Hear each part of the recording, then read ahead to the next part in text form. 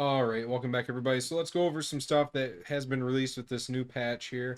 And if you want to go and actually break down and get into this, they for some reason have put up like multiple different things on this patch, okay? They put up the sneak peek, which was a video for yesterday.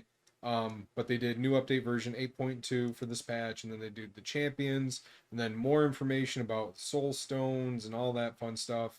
And getting this new legendary that's only available through recycling fragments, which is High Mother Maud. Now, I think I did. Let me check here on my YouTube. I think I did do a video about if she was good or not.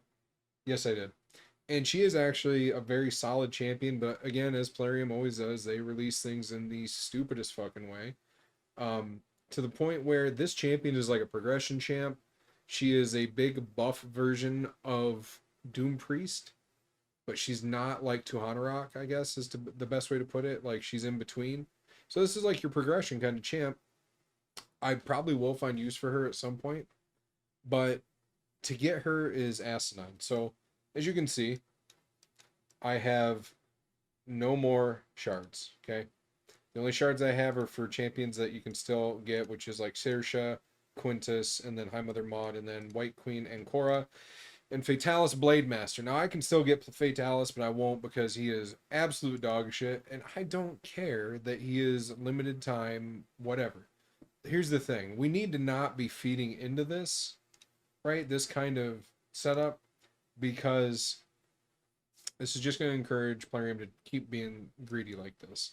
Okay, especially since they said the only way to get this guy was through shard events, and then they did a surprise guaranteed, and we all know that's because everybody's been skipping him because nobody wants this fucking piece of shit, right? He's dog shit. He's awful. Now there is a very good chance they're going to buff him, but you shouldn't go after a champion because they're going to buff him. This guy is just fucking awful. He is. He is just fucking awful. I honestly would just skip him, and then I would wait and then go for when this guy's comes up, because this guy is actually very cool and he's actually really good. So I'm actually looking forward to maybe a times 15, times 25, whatever, to try and get him. Maybe we do that. Okay. Because as you can see, you can get decent little pack here for 40 bucks. I think that's worth, it's over 14 days though, so that's kind of dumb. But you do get the sacred right away.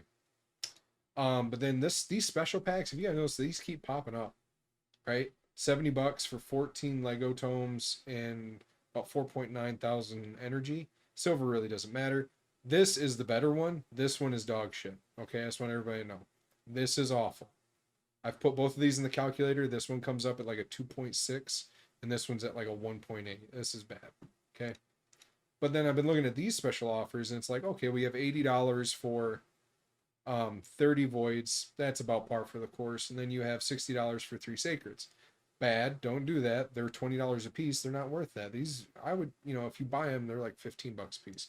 But I'm getting off track. I'm sorry. I'm just kind of railing against the wall here because this is the most egregious thing ever, and I'm not participating in that. I will be going for the new Fusion, and I haven't talked about her at all, because I've been kind of weighing my options, thinking if I'm going to go for her or not. Because it's not that she's not good and I don't want to go for her, it's because I used up my resources last weekend, and it was very stupid of me to do. And the two things I got to show for it were Karagar, Death Bell, and a dupe, Blood Gorged. So it was bad. But right here, White Queen and Cora, she has the standard increase aura in all battles by 19% for speed. She has a passive whenever an enemy tries to place Fear, True Fear, any of these CC debuffs. The ally with the highest crit damage transfers those debuffs to this champion instead. Fills the champion's turn meter 50% of this champion's misses their turn due to one of these debuffs. So she gets a turn meter boost if that procs and fucks her up. And then she has this with the start of the champion's turn, removes any of those off of White King Narcissus is on the same team. Okay. So that's pretty cool. So she can actually, if you have him on the same team, she cleanses herself anyways, and it doesn't matter. Only procs once per one champion on the team. Okay. A3, Rise My Love. 3-turn cooldown when booked, revives a dead ally with 50% HP and 75% turn meter, resets the cooldowns of the revived ally skills. That's pretty awesome. When I was watching with other content creators about her, she won't do this skill if it seems the AI won't resurrect anybody if their if their skills are not on cooldown, right? So if you get blasted right away before your damage dealer can go or whatever, if you have it on auto, she just won't revive them, I guess. So hopefully, I mean, that gets fixed. Or, you set up your team presets because that's why they're there, and you just say, all right, first priority this if the worst thing happens. But again, if the target is White King Narcissus, he gets 75% HP and 100% turn meter. After revival, decreases the turn meters of all enemies by 10%. If its Narcissus is revived, it decreases all their turn meter by 20 instead, and it cannot be resisted. So you really want her to be with Narcissus, right? Also, I watched Nubkex if he's ever watched my videos, which I doubt because I'm such a small content creator. Even though we're in the same cluster, Nubkex, you fuck. I say that with all love.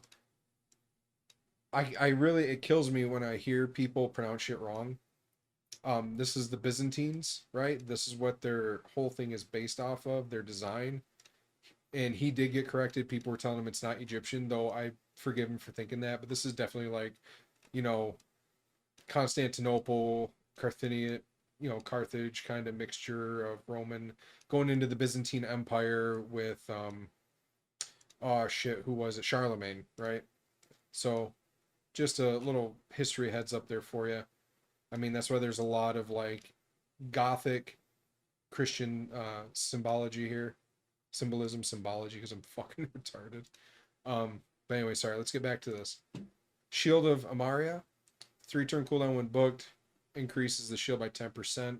Removes all debuffs from all allies, places a shield on them equal to 25% of the champion's max HP. If Narcissus on the same team, places 25 strength on all allies as well, then fills the turn meter of all allies by 10%. This happens no matter what, this happens no matter what, but if Narcissus is there, you get a strengthen. Very good. For A1, attacks an enemy, 30% chance, books up to 50 of decreasing the cooldown of a random ally skill by 2 turns, except this champion. Okay? So, she has a chance to, like, start helping reduce skills, I guess. If Narcissus is on the same team, and has any active skills on cooldown, it will decrease his no matter what by 2 turns.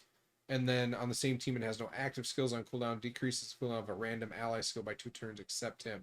So here's the thing. So if you have other people going first, Narcissus hasn't gone yet, she will decrease other ally skills by 2 turns if he's on the same team. So it's just obviously just beneficial if you get White King Narcissus, have him on the team, right? If the cooldown on a skill is fully reset, also heals that ally by 100%, or I'm sorry, by 10% of this champion's max HP. So that's pretty cool. Okay. She's very solid. She looks very good. I am going to attempt to go for her. Sadly, I might have to spend a little just to get shards. But, energy is no issue. Then we have Narcissus. I really won't go too much into him, but he is an HP nuker. And they seem to be made to go against Taras and Marichka. And here's the thing. If you have Taras Marichka, you get both the White King and Queen. You are going to be OP in Arena, period. Nothing really will stop you much. Except for maybe somebody that's faster than you running Yumiko and running Ramanatu, because that's what we're going to need. But even with the air quotes nerf to polymorph, that's probably not going to happen, sadly. So something to think about. But Narcissus is great. Then another champion, a new legendary has been added, and in 2 new mythics. The new legendary that's been added is Aislinn. Again, Nub, you're saying shit wrong. It's Aislinn. Whatever. But Aislinn here, there's a new thing called Unity Champions, which they're going to be legendaries first and foremost. And then it sounds like they're going to release epics, I assume, later on. But you get extra bonuses from this champion's abilities and his aura if you have more Banner Lords on the team, if that makes sense. Or if you have, more factions. So, like, because of their alliance here with High Elf, Sacred Order, and Barbarians, if you have so many of these on the same team, it is going to proc and give you these extra abilities here. And this only applies to Bannerlords, which is the HP. But here, nothing there. And yeah, just these two abilities. Okay. So something to look out for. This guy looks great. He is not in the shard pool. They said he is only going to be available through certain events. So you can bet your ass he's either going to be a guaranteed champion, which looks like they're pushing that up to 25 sacreds now for minimum, which is horseshit. This inflation just doesn't make any fucking sense. Or he's going to be first place for a tournament, which that might be it, but they know how bad that goes, and they know that they're probably going to make more money just making him a guaranteed than putting him at first place in a tournament.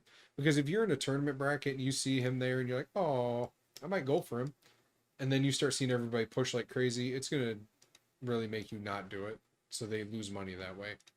But we got our first mythic here for High Elves. He looks pretty cool. This is definitely, he's definitely really drawing inspiration from World of Warcraft, Blood Elves, if you know what I'm talking about. Again, I'm not going to break down their abilities. I'm just going to showing you these guys. You can go into the game and go into the banners and look at the factions and look at them.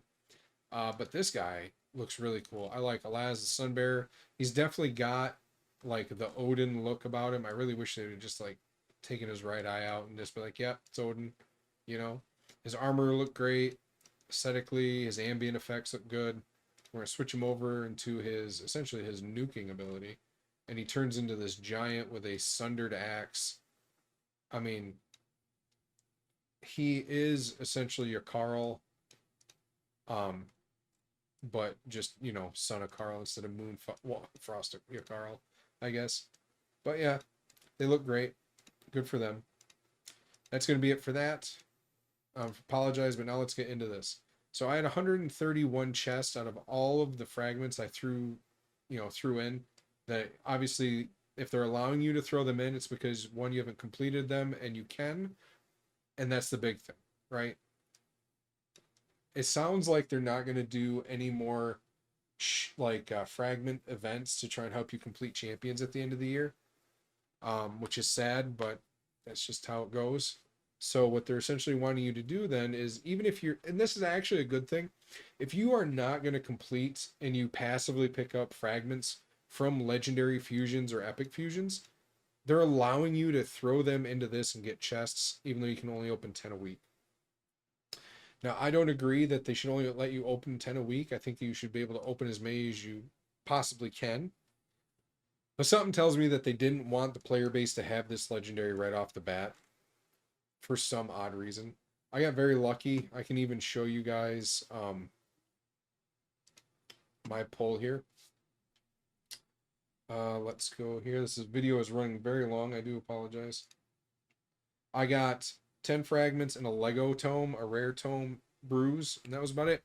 Honestly, this is the luckiest I think anybody could get, but then I went up to our bragging channel. So I'm sorry if I'm showing people that don't want to be shown. But like, look at this. 3, 6, 9, 10, 11, 12 off that one. Right? I'm on there. This guy got 14. Look at this. 2, 4, that's 7, 8, 9, 10, 11, 12. That can't be right. That's got to be 14, right? It's the same guy. Oh, it's just missing a number on that, I guess. This is kind of sad, though, that you can get literally just one fragment. So 3, 4, 5, 6, 7, 8. That is a big bummer. But I think even without getting more fragments than these guys, I did get a legendary skill tome. But then you can get this right here. Nothing. You can get a barrel. He got 2 barrels. He probably doesn't even give a shit about those barrels. He just wanted that champion. But yeah, something to think about, guys. Something to think about.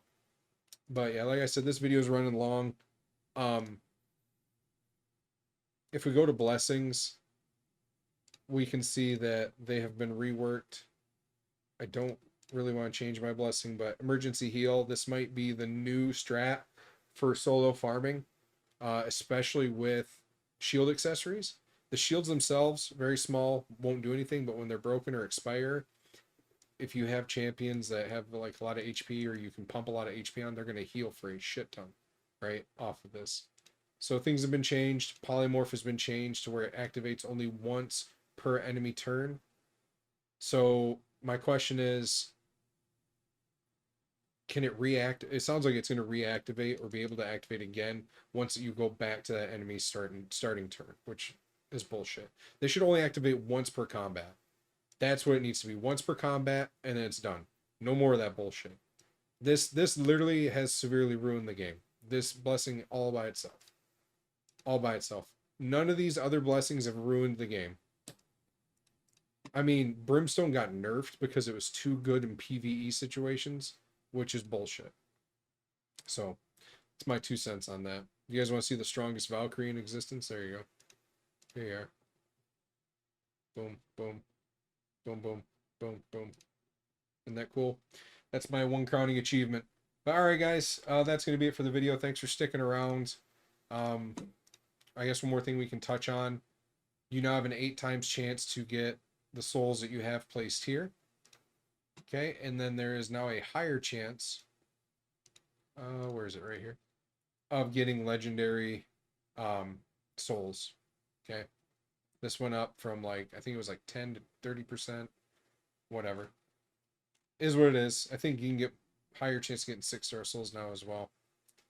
But I think it was just 0.25% chance. But alright guys. Again, I keep fucking dragging you along, but have a good day. We'll catch you later. Bye-bye.